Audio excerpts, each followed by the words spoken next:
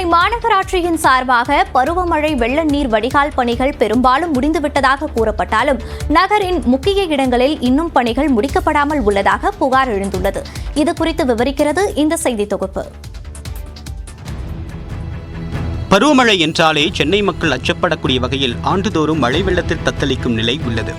இதனால் நடப்பாண்டு வடகிழக்கு பருவமழை எதிர்கொள்ள கடந்த ஜனவரி முதலே சென்னை மாநகராட்சி தயாராகி வருகிறது.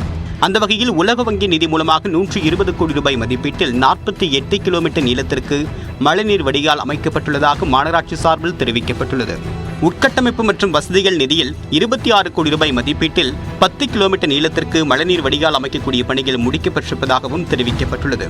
இதேபோன்று கொசஸ்தலை 6 வடிநிலைப் பகுதியில் 3220 கோடி ரூபாய் மதிப்பீட்டில் ஒருங்கிணைந்த மழைநீர் வடிகால் பணிகள் மேற்கொள்ளப்பட்டு வெள்ள வடிகால் பணிகள் முடிக்கப்பட்டதாகவும் சொல்லப்படுகிறது. ஆனாலும் நகரின் சில பகுதிகளில் இன்னும் மழைநீர் வடிகால் பணிகள் முடிக்கப்படாமல் உள்ளதை பார்க்க முடிகிறது.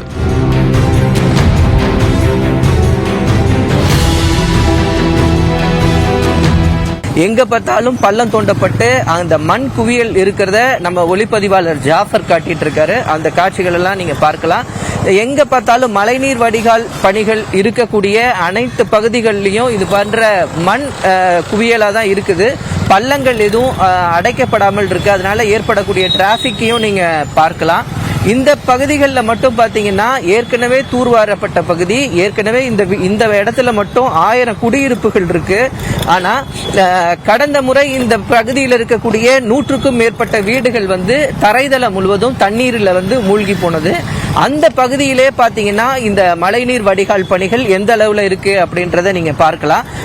கடந்த ஆண்டு பெய்த மழையில் அசோக் நகர், உதயம் தியேட்டர், KK நகர், பாரதிதாசன் காலனி உள்ளிட்ட பகுதிகளில் மழைநீர் அதிக அளவு தேங்கியது.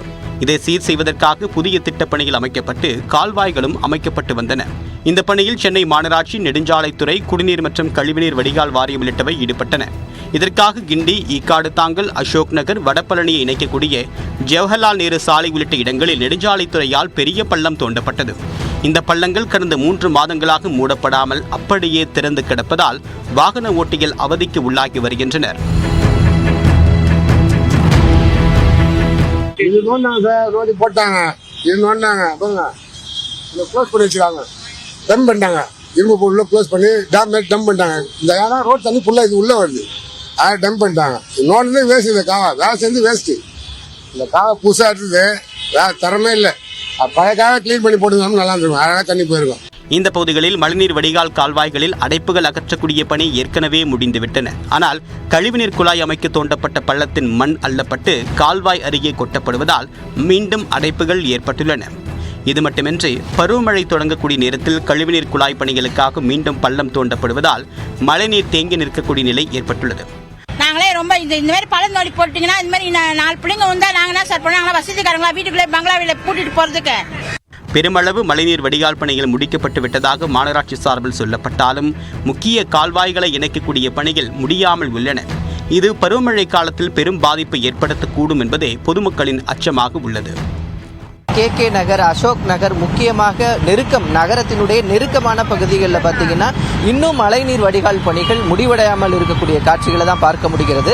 அந்த பணிகள் நடைபெற்று கொண்டிருக்கிறதுனால இந்த பகுதியில் கோயம்பேடு, வடபழனி செல்லக்கூடிய சாலைகள் எல்லாம் எந்த அளவு போக்குவரத்து நெரிசல் இருப்பதையும் நம்ம பார்க்க முடிகிறது. நம்ம நிற்கக்கூடிய பகுதியிலேயே ஒரு முழங்கால் அளவு மழை பெய்தால் முழங்கால் அளவு தண்ணீர் தேங்கி நிற்கக்கூடிய பகுதியா இந்த பகுதி இருக்கு.